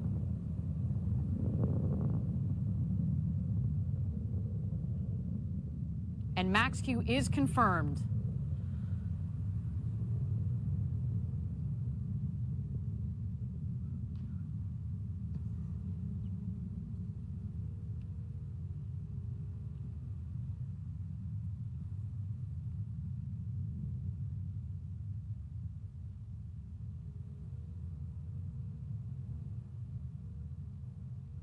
All right, right about this time in your flight, on ascent, you're going to max at about 3 Gs. We've noted it before. The max Gs that you pull as an astronaut on New Shepard actually is on descent. So here on ascent, it's about 3 Gs, and it comes on gradually as you go faster and get higher up there. Until, of course, main engine cutoff and separation, and that is when you get to feel those beautiful 0 Gs. We're waiting for that here. Next stops, MECO and separation.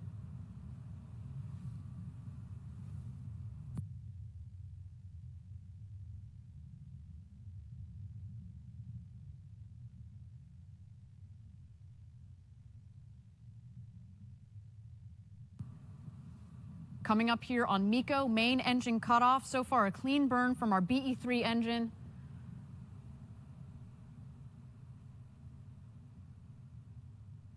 There it is, main engine cutoff.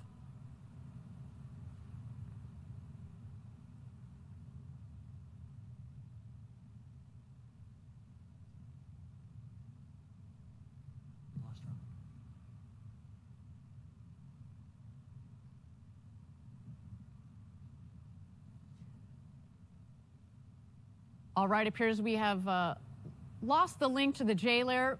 So far, though, everything appears to be nominal. So far, what we have seen, a clean liftoff. We did have max Q, maximum dynamic pressure. That is essentially for the rocket the hardest point in the flight. And then we had main engine cutoff. And now, as you can see, separation. Here we've got our infrared camera, especially on the left side. As you've seen earlier in the show, it is a little hazy down there in Texas, so we are going to rely on multiple cameras here as the vehicle continues its ascent towards space. We have passed over just about here the Kármán line. There it is, 100 kilometers, or about 328,000 feet. If you were inside there, Patrick, you will have become an astronaut.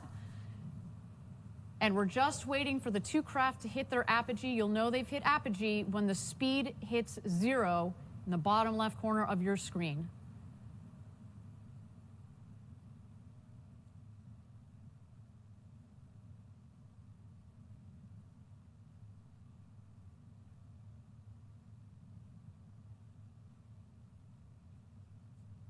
There it is, apogee just at about 346,000 feet. Of course, we're going to have official stats for you after the flight via Twitter, but so far so good, Patrick. Looks to be a nominal flight of New Shepard. You see the booster on the right and the capsule on the left. This is when they've begun their descent. As we've seen in the past, obviously the booster is going to beat the capsule down to Earth as it's more better aerodynamically shaped.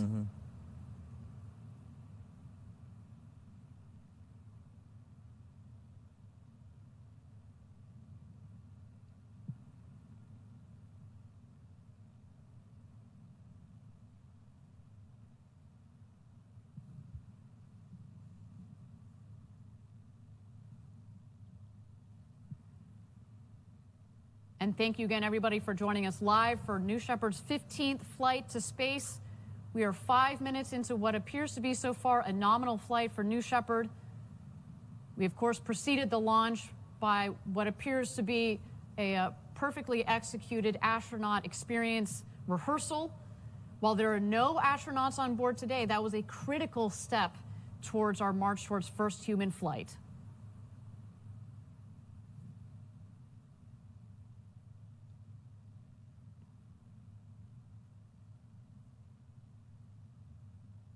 All right, we've picked up our long-range cameras again. There you see the booster, the bottom of the screen, and the capsule on the top.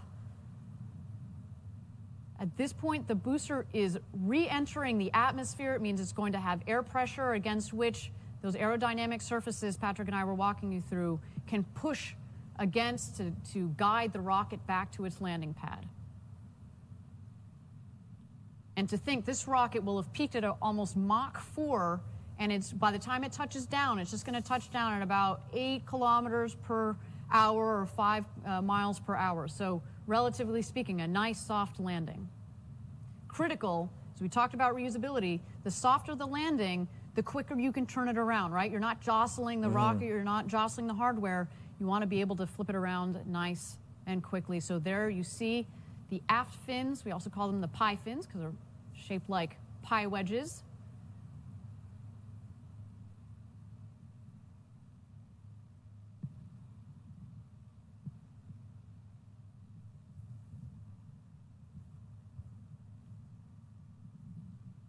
All right, there go the drag brakes. And there you see all the speed bleeding off of the vehicle and waiting for our BE-3 engine to relight. There it goes.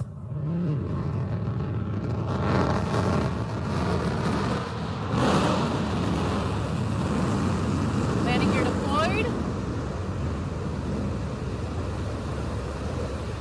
Oh, look at that smooth landing.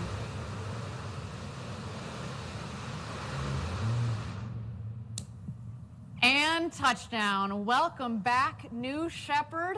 Oh my God, what a beautiful landing, I think that was one of the smoothest landings I've seen of this rocket. It almost looks unreal. Right. It looks like CGI. I know some of you on the internet seem to think that. Believe me, that is a reusable rocket that takes off and lands. What a beautiful landing. It looks like it's ready to go again. Yeah, you know, put in those drag brakes, put in the wedge fins, fuel her up, let's go again. But until then, the show is not over. We do have the crew capsule here. On board, we have Mannequin Skywalker, as well as a couple of payload lockers filled with postcards from Club for the Future, from students from around the world. We are waiting to see the drogue chutes come out.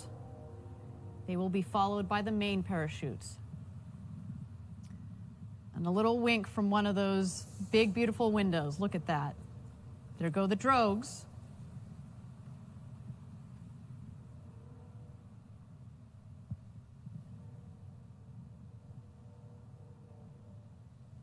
And here come the mains. All 3 parachutes are out. We're looking for full inflation, and there they go. I love that.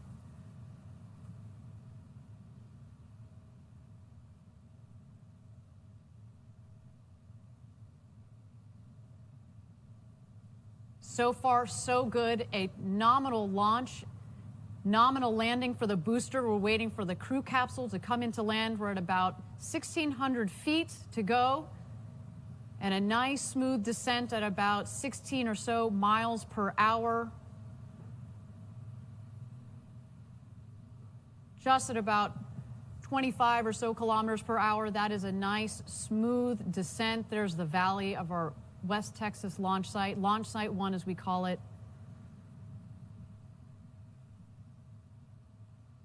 What a day so far, Patrick, let me tell you.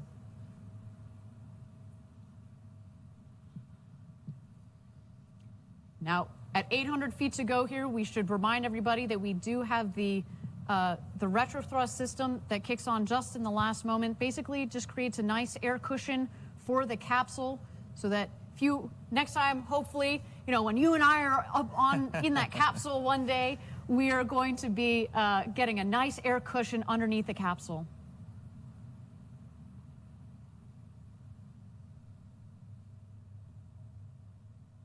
And touchdown. Oh, it was beautiful. Absolutely spectacular. Patrick, I told you it was going to be worth the wait. Look at that. Definitely. I love you. See, you can just see it just as it lands. You see that puff of air and it kicks up all that dust, but it's just such a gentle landing right there. A beautiful launch and landing for both the crew capsule and the booster. Team Blue, congratulations to all of you. What a day. You should be so proud. And again, Patrick, soon, you know, if you're an astronaut on board, that is going to be a ride of a lifetime.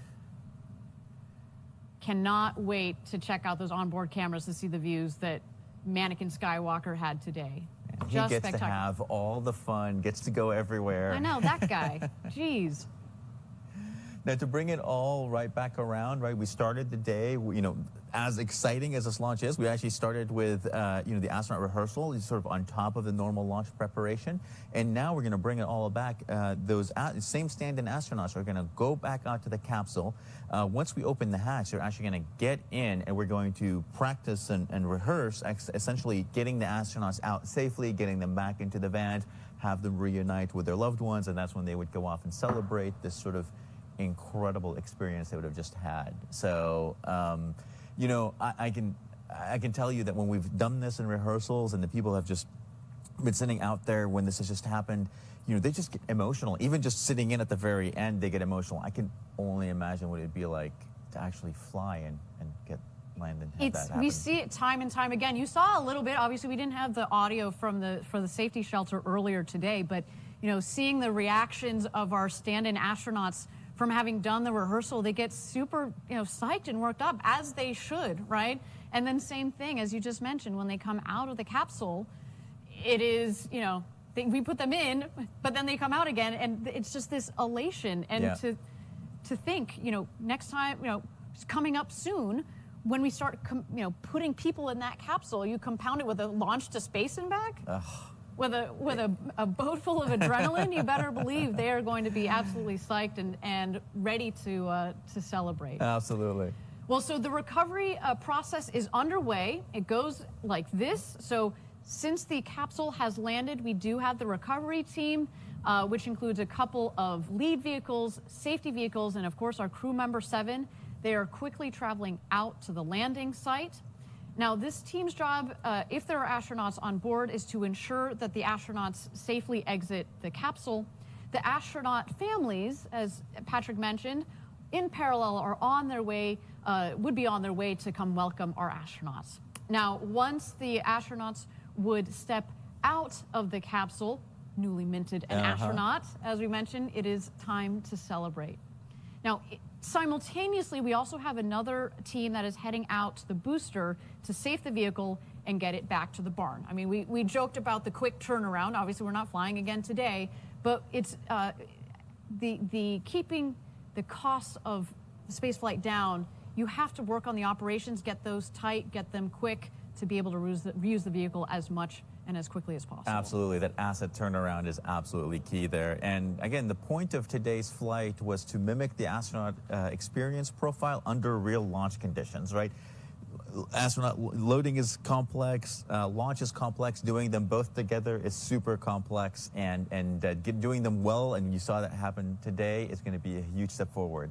Patrick, what a great day. Actually, while we've got a moment, why don't we check out some of the highlights from today's launch and landing.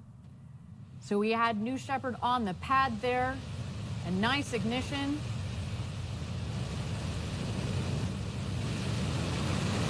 And a clean liftoff. Look her go.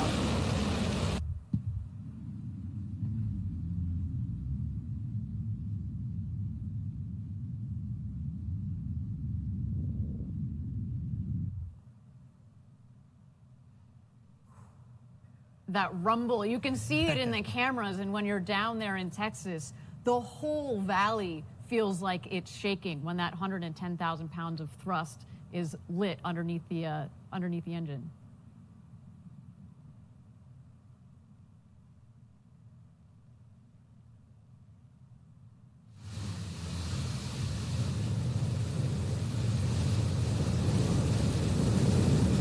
And this angle. Patrick, this is one of my favorite angles. It's very reminiscent of, you know, the Saturn V taking off from the pad during the Apollo days. Absolutely. Super, you know, super reminiscent, super vintage look. Now, this angle right here is one you would not have seen back in the Apollo days. But this is the kind of the cool thing about having these drones up there. So you can get these beautiful shots of the rocket just going by as it's flying up. So close you can touch it, I right? know. All right, here comes the booster back for its soft landing.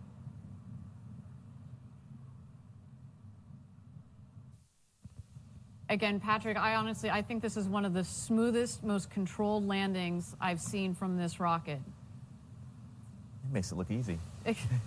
It's like it's just dangling from a string.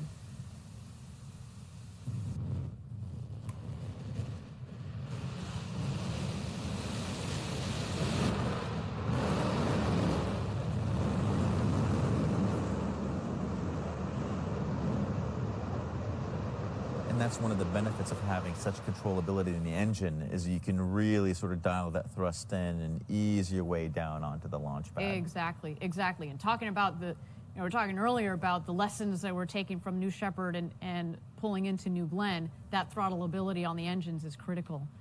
And then last but not least, of course, our capsule with a nice air-cushioned landing. And you can see, actually, the parachute's dropping pretty close to the capsule, meaning there's not too much wind there out on the ground today, which is beautiful. And now live shots from the recovery team that are out there. You can also see, again, we're in preparation of bringing the stand-in astronauts back. We're going to get them into the capsule so that we can practice the egress and taking out of the astronauts from the capsule. Again, coming to you soon. This has been such a critical step, this astronaut experience rehearsal in the march towards human spaceflight. Let's just take a look here, setting up the stairs. It's a couple feet off. It's about a meter from the ground up to the hatch itself. So making sure they've got a nice, comfortable step out. Yeah. Onto the desert floor. I'm sure my heart would have been beating so heavily through this. You know, I might be a little wobbly on my feet coming out of this thing, just having been literally up in space like just a few minutes ago. Just incredible feeling, I can imagine. Cannot wait. 7 Kevin Sprogge there in the blue coveralls. He's done an incredible job, as well as Sarah Knights, our crew member 7. All right, some mission recap statistics here. These are unofficial. We will have the official ones after the flight. Maximum ascent velocity 3,615 kilometers per hour. Crew capsule apogee, its highest point in flight, 106,021 meters. Mission start time, 11:51 a.m. Central Daylight Time, and mission elapsed time, 10 minutes and 27 seconds. Just an incredible day. Very cool, very cool. And to commemorate today's launch, you can definitely pick up some of our official NS-15 mission patches and other really cool swag from our shop, and you can go to shop.blueorigin.com to do that. There's a lot of cool things out there. I saw the mission patch earlier. It has the, the silhouette of the 4, stand-ins there. It's extremely cool. Yeah, there we go. I think Gary is the one on the left there. Yeah. Maybe?